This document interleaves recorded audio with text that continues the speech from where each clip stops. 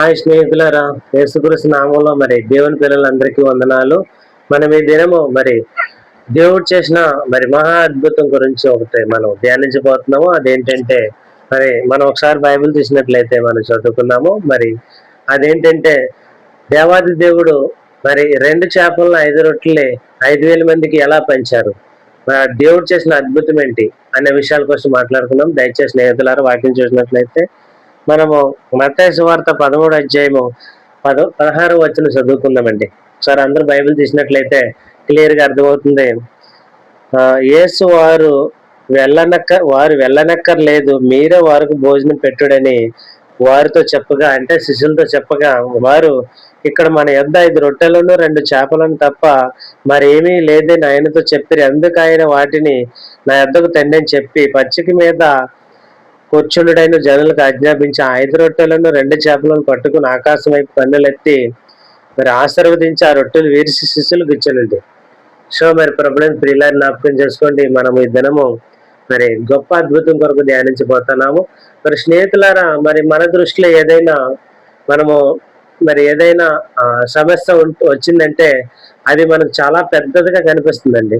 కానీ దేవుడి దృష్టిలోకి అది పెడితే మాత్రం, దేవునికి అప్పగిస్తే మాత్రం ఖచ్చితంగా ఎంత పెద్ద సమస్య అయినా, ఎంత పెద్ద కష్టమైనా సరే దేవుడు సింపుల్ గా మారుస్తాడండి. ప్రభుత్వం ప్రియర్ ఇక్కడ సన్నివేశం చూసుకున్నట్లయితే దేవాది దేవుడికి ఆయన సువార్త చెప్పే సమయాల్లో అనేక మంది లెక్కలేనంత మంది యేసుక్రీస్తు వారిని వెంబడించేవారండి. ఆయన వెంట వచ్చేవారు. ఆయన దగ్గరకు వస్తే చాలా మంది రోగులు స్వస్థపరిచేవాడు, అనారోగ్యుల్ని బాగు చేసేవారు. అలాగే ఆయన దగ్గరకు వచ్చి వాక్యము మనస్ఫూర్తిగా వినేవారండి. వాక్యం వినేవారు. ఏ విధంగా అంటే మనం చూసుకున్నట్లయితే ఆయన చెప్పే వాక్యం వింటే ఆకలి, నిద్ర అన్ని మర్చిపోయేవారండి. అంత ఇంట్రెస్ట్ గా వినేవారు ఆ రోజుల్లో జనులు. స్నేహితుల జ్ఞాపకం చేసుకోండి. వినడానికి అనేక మంది వస్తే అక్కడ సాయంత్రం అయిపోతూ ఉంటదండి. అయిపోయేటప్పుడు ప్రభువా, శిష్యులు వచ్చి ప్రభువా ఇంతమందికి ఆహారం మనం ఎక్కడి నుంచి తేగలం, వారిని ఊర్లోకి పంపించండి, ఎవరికి వారు కొనుక్కొని తింటారంటే దేవుడు అంటాడు, యేసుక్రీస్తు వారు ఎక్కడికి వెళ్ళనక్కర్లేదు, మీరే వారికి ఆహారం పెట్టండి అని యేసుక్రీస్తు వారు అంటే శిష్యులు అంటారు, ప్రభువా మా దగ్గర 2 చేపలు 5 రొట్టెలు తప్ప మరేమీ లేవు తండ్రి అని మనం ఇక్కడ చూసినట్లయితే వారు ఇక్కడ మన యొద్ద 5 రొట్టెలు 2 చేపలను తప్ప మరేమీ లేదు మా దగ్గర, ఇవి ఎంతమందికి సరిపోతాయి ప్రభు అని శిష్యులు అంటే వారిని లైన్ గా కూర్చోబెట్టండి, నేను వారికి ఆహారం పెడతానని చెప్పి అందరినీ లైన్ గా కూర్చోబెడతారండి. కూర్చోబెట్టిన తర్వాత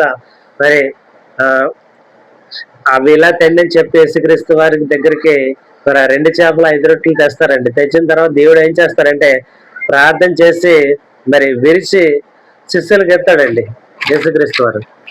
మనం ఇక్కడ అర్థం చేసుకోవాల్సింది ఏంటంటే స్నేహితులారా, మనం తినే ఆహారం తినే ముందు ప్రార్థన చేయమండి. ఎందుకంటే ఈ ఆహారం మనకు దేవుడు ఇచ్చాడు కాబట్టి మన దగ్గరకు వచ్చింది తప్ప మనకు రాలేదండి. ఈ రోజుల్లో చూసుకున్నట్లయితే ఎందరో ఆహారం లేని వారు, ఎందరో ఆహారం దొరకని వారు ఉన్నారండి మనం లోకంలో చూస్తే స్నేహితులారు. కానీ మనము సర్వశక్తి గల దేవుడు నమ్ముకోవడం వల్ల దేవాది దేవుడు మనకు సమృద్ధి అయిన ఆహారం ఇస్తున్నారు, సంపూర్ణ ఆరోగ్యం ఇచ్చారు, ఆయుష్ కూడా మనకి దేవుడు సమృద్ధిగా ఇచ్చారండి. కానీ దేవాది దేవుడు మనం చూస్తే లోకంలో గ్రహించరండి. చాలా మంది మనం చూస్తాము, గర్విస్తారు, ఈ ఆరోగ్యం నా వల్లే ఉంది, నేను కష్టపడి తిన ఆహారం వస్తుంది, నా శక్తి ద్వారానే నేను అన్ని సంపాదించుకోగలుగుతున్నాను అనుకుంటారండి.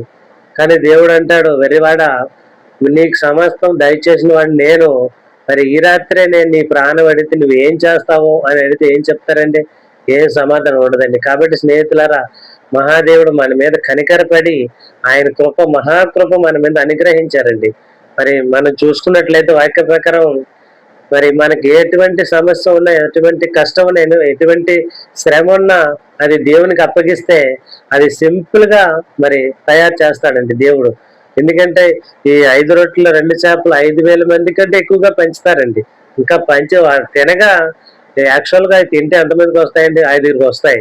5 మందికి మనిషికి ఒక రొట్టెనెక్కడ ఒక 5గురు సరిపోతాయండి. కానీ దేవాది దేవుడికి అవి అంది దేవుడికి ఇవ్వడం వల్ల, దేవుని చేతిలో పెట్టడం వల్ల అవి 5,000 మంది కంటే ఎక్కువ తింటారండి.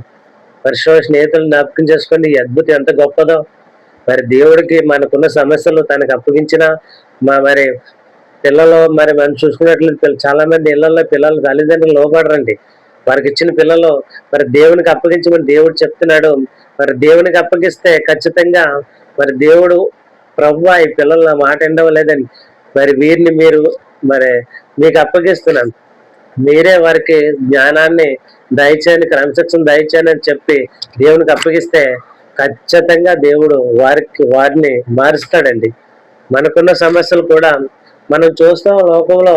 ఆ చాలా మంది మరి కొనవూపురుతో ఉన్న వారిని డాక్టర్స్ కూడా వెళ్ళిపోమంటారండి. వీరిని నేను బ్రతికించలేను అని, మీరు ఇంటికి తీసుకెళ్ళిపోండి, బతికినాలో ఉంచండి, చనిపోతే పారేయని అని చెప్పి డాక్టర్ కూడా సైతులు ఎత్తేసిన వారిని కూడా దేవాది దేవుడి దగ్గరికి తీసుకొచ్చి దేవుడి సన్నిధిలో పడేస్తే మరి వారు దేవుడు స్వస్థపరిచి వారిని మరి గొప్ప వ్యక్తులుగా మార్చిన వారు ఎందరో ఉన్నారండి లోకంలో. మన దేవుడు నమ్ముకున్న వారిలో సాక్ష్యాలు వింటే మరి మతిపోతుందండి ఆ సాక్ష్యాలు. అంత మరి అద్భుతంగా ఉంటాయి వారి సాక్ష్యాలు. దేవుడు చేసిన అద్భుతాలు, దేవుడు చేసిన కార్యాలు వింటే మరి మనకు ఎంతో సంతోషాన్ని ఇస్తాయండి. స్నేహితులను జ్ఞాపకం చేసుకోండి. ఈ దినం ఏం చెప్పబోయేది ఏంటంటే, మీకున్న సమస్య కానీ, మీకున్న కష్టాలు కానీ, మీకున్న పేదరికం కానీ, మీకున్న మరి ఏంటంటే మీకున్న మరి చాలా మంది పని లేక ఖాళీ తిరుగుతారండి. చాలా మంది ఇళ్లలో అక్కర్లు ఉంటాయి. చాలా మంది వారి జీవితాల్లో మేలులేమి జరగవండి. ఇలాంటివన్నీ తీసుకొచ్చి దేవుని చేతిలో పెడితే, అంటే స్వయాన దేవుడే దిగి వచ్చేసి మీ దగ్గరకు వచ్చిన తర్వాత ఆయన చేతిలో పెట్టమని కాదండి. మీరు ప్రార్థన చేసి దేవుడిని అడిగితే ఖచ్చితంగా దేవుడు మీకు మేలులు చేసే దేవుడండి, అద్భుతాలు చేసే దేవుడండి. మనకున్న సమస్యను బట్టి మనం భయపడకూడదండి. దేవునికి అప్పగించాలి. దేవుడిచ్చిన పని సంపూర్తిగా శక్తి లోపం లేకుండా మనం చేసుకుంటే ఖచ్చితంగా మన జీవితంలో దేవుడు ఏదో ఒక రోజు మరి మేలు చూస్తాము, అద్భుతాలు చూస్తాము. ప్రభుని ప్రియులాన్ని జ్ఞాపకం చేసుకోండి. మీకున్న సమస్యను బట్టి భయపడొద్దండి, మీకున్న కష్టాలు బట్టి భయపడొద్దు. ఎందుకంటే సర్వశక్తి గల దేవుడు మనం నమ్ముకున్నాం. మన దేవుడు మనం ఎన్నంటే ఉన్నాడు, మన మన మన చుట్టూ ఉన్నాడు మన దేవుడు. మనం ఎందుకు భయపడాలి?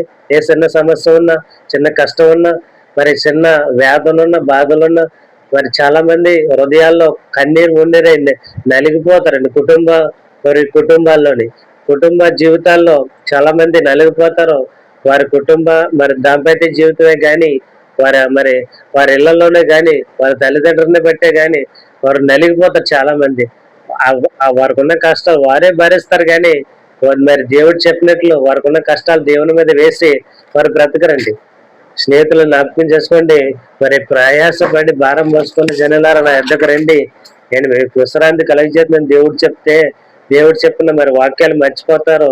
దేవుడు మరి ఇచ్చిన వాగ్దానాలు మర్చిపోతారండి. మర్చిపోయి వారికి నచ్చినట్టు బ్రతకడం వల్ల వారి జీవితాల్లో నలిగిపోతారండి, విరిగి నలిగిపోతారు. దేవుడికి కావాల్సింది విరిగి నలిగిన హృదయమే దేవునికి కావాలండి. మరి అలాంటి హృదయాన్ని దేవుడు వెంటనే మరి తీసుకుంటారు. వారు అడిగిన మరి ప్రశ్నకి జవాబు వెంటనే దేవుడు ఇస్తాడండి. ఒక పాట ఉంటది, ఏసే జవాబు ప్రభు ఏసే జవాబు. ప్రతి ప్రశ్నకి ఏసే జవాబు అండి. యేసు దగ్గర దొరకని జవాబు ఈ లోకంలోనే లేదు, ప్రపంచంలోనే లేదు.